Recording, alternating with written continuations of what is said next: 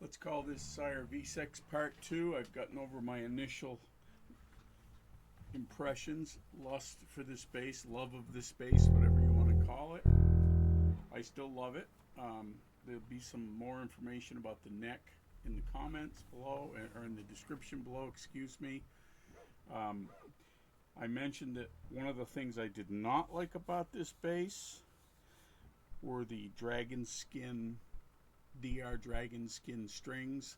They were a little more tense than I like, and a little more coarse than I like on the wrappings. So I have done a couple things. I have swapped out for my favorite jazz bass type strings, which are D'Addario XL170. I like the 40 to 100 on a jazz and the 45 to 105 on a P bass. So I have also taken the opportunity to do the string through bridge because I can. I don't often do that, but I do recall a long time ago I had I think it was the Victor Bailey jazz bass that was string through, and I liked the tonal response. And so far I've been rewarded with the same observation. I like the tonal response. These strings are more supple than the 105 Dragon Skins or the 105 D'Addarios. They're my preferred round wound, like I said, on a jazz bass.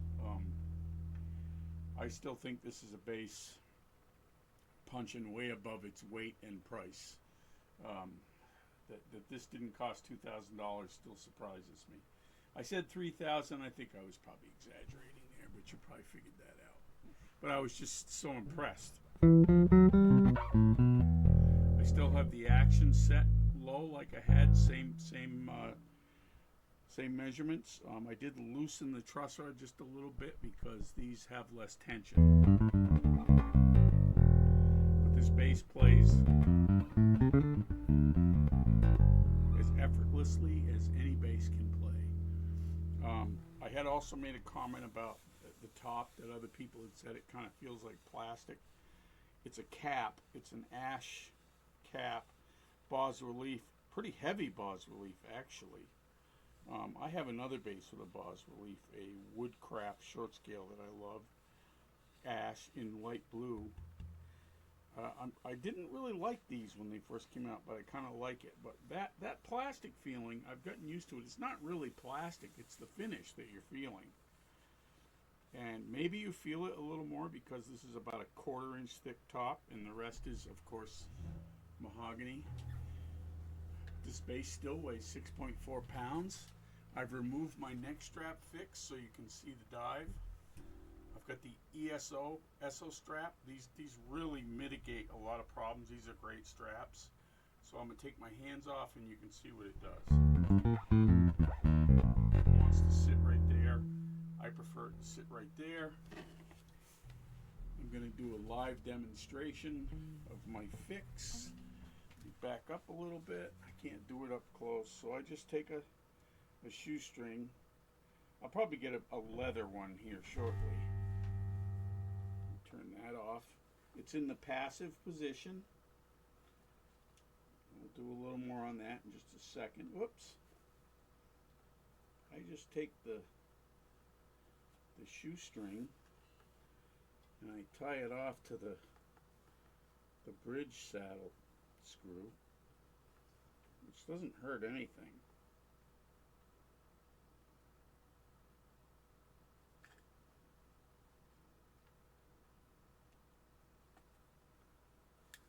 But it tucks the bass in so that it does this a little bit more, and when you're standing or sitting, it's still got the neck dive, not quite as bad, and it tucks the bass in so you can see the full side of the fingerboard rather than like that when you can only really see the E string. It's just a comfort zone thing for me. So the difference in tone is just, I'm going to bore you for a minute. There's no other way to do this. Low action, very little relief, 0.004 at the 17th fret. Just a little bit more between the nut and the first fret, and the first fret and the second fret, which is how it's supposed to be. which usually ends up somewhere between .08 or .012. I use an 012 shim, and when the shim hits the string pretty firmly, I know I'm where I need to be. Or a business card will work as well. So here we go. The boring section.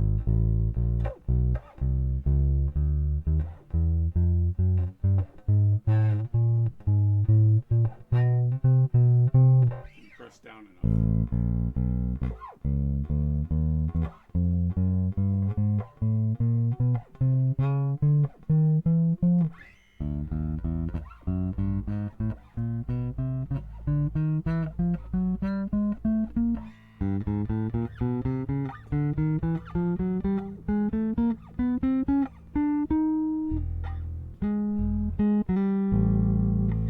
So that's all passive.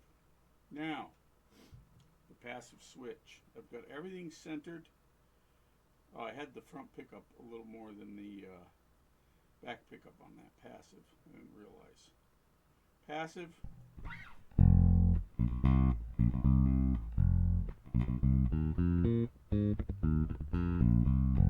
Had a little coffee this morning. A little too much apparently. Active.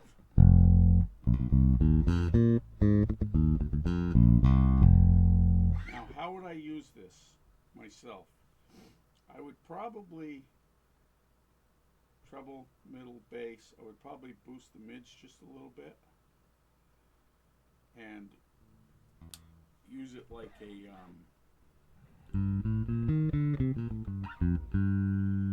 soloing thing. Active.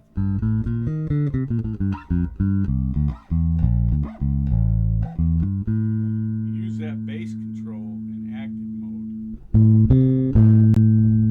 It's really useful if you want to do Jack Bruce.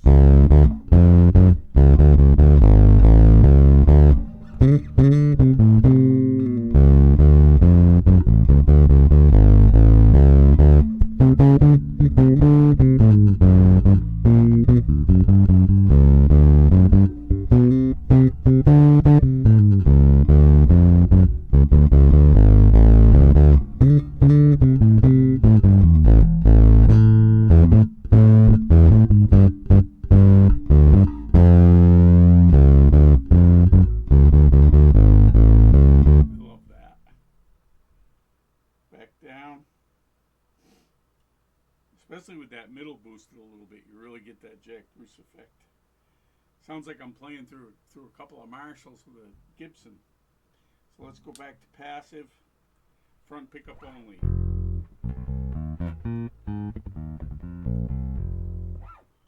Back pickup only.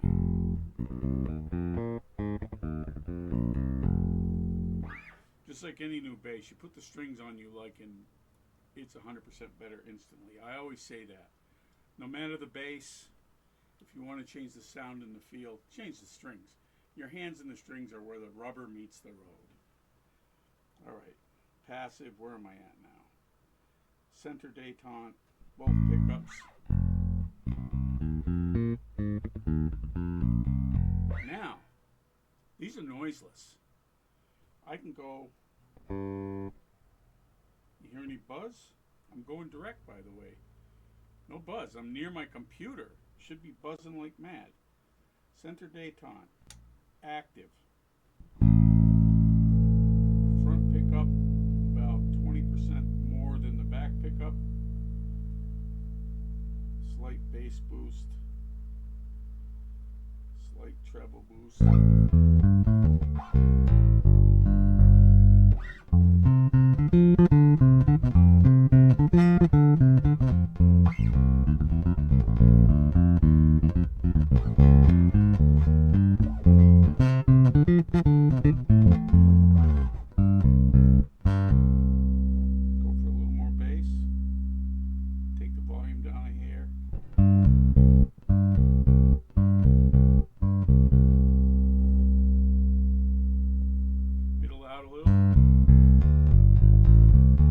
At a P bass tone.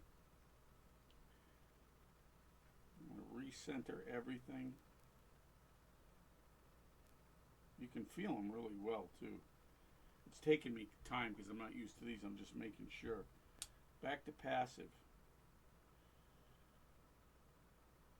Front pickup.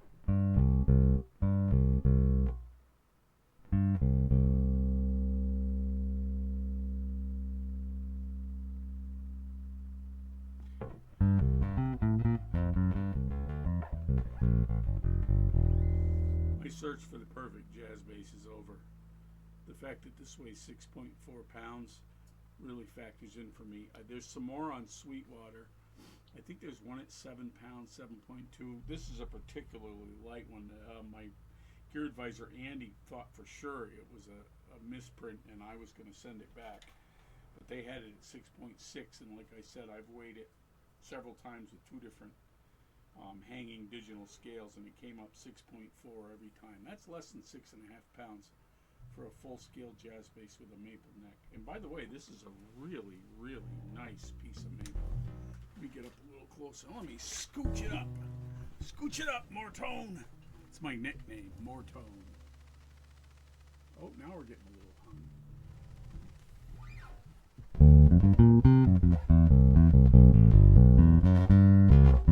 So let me do it real quick.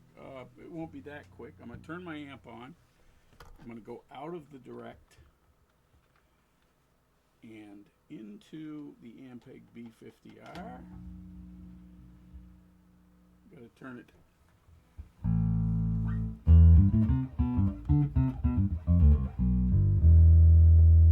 don't want to overdrive the microphone. Let me take that down a little bit. That mic really picks this thing up.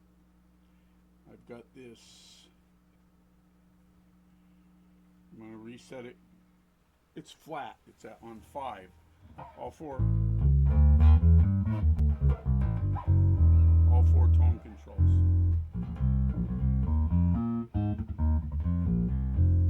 It's not feeding back in my headphones, so I'm hoping that it's not feeding back on you all or distorting.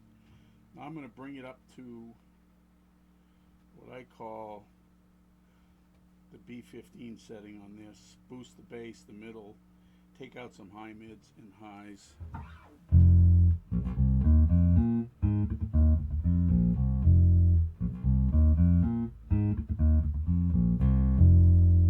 That's what she sounds like passive through a good amp. Oh no, that's active. Let me go passive.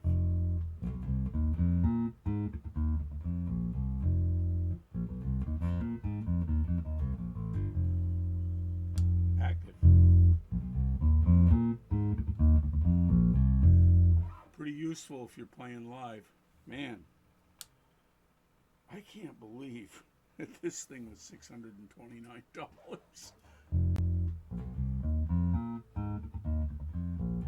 They're going to have more Sire V gig bags in a week, so I'm going to get a Sire bag for this because that cheap Fender bag, might as well wrap it in cellophane. Wow. Anyway, I hope that this is helping you make your decision. You'll probably be hard-pressed to find one this light, but you can get them around 7. I think I saw one that was 6.8, which was a return. If it's still there, if I were you, I'd grab it. If you love jazz basses and you care about your body and you're sick of fighting with arthritis and you still want to play a long scale, to me this is the only solution. The P6 is way more. They're all around 8 pounds. I can get close to a P bass sound with these pickups. Oops, excuse me. Anyway, thanks for liking and subscribing, and I'll see you down the road.